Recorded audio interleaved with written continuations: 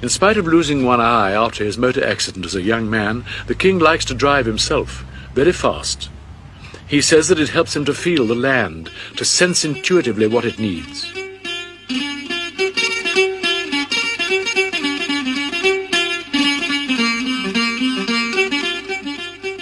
He plans the trips himself and decides when to stop.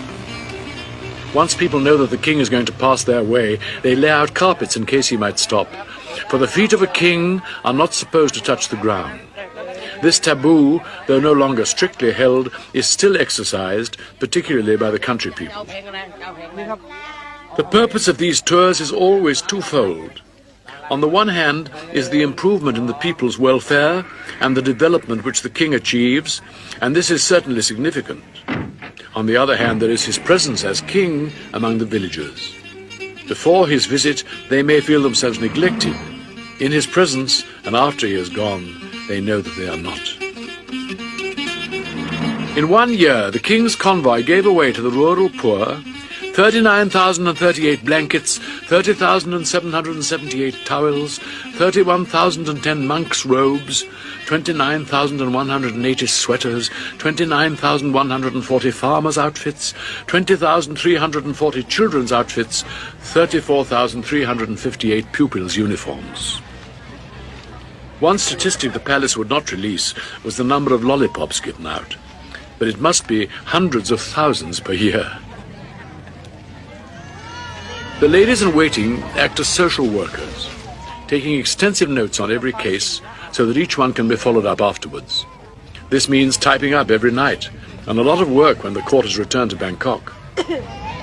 The King's Chief Information Officer coordinates them. There are a great number of administrative points to consider.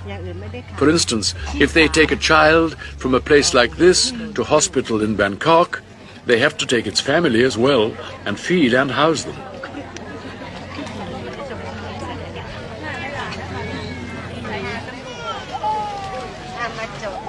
No previous king had ever even visited the northeast.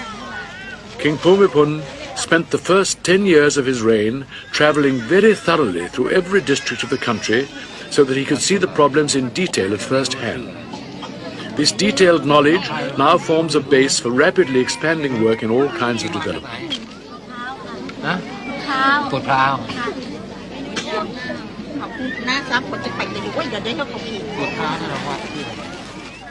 Always the encouragement, listening to their problems, helping them to help themselves.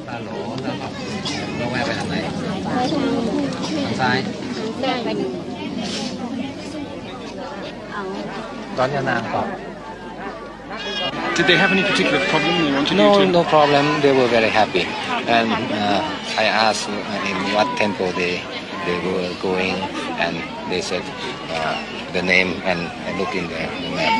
And there is a old temple here, and they did not remember the name. They seem to be very impressed with your geographical knowledge.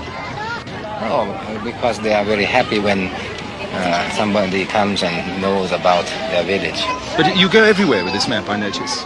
It never, not this particular one, but yes, there is never a map from your hand. I try to have a map so that I know where I'm going. And they are happy when they know that the official map is, the village is on their map. Are there some occasions when people live in villages that aren't marked on your map or that have the wrong name? Well, that is what happened now. What is what happened? There's a village that has no name, and I put a name on it.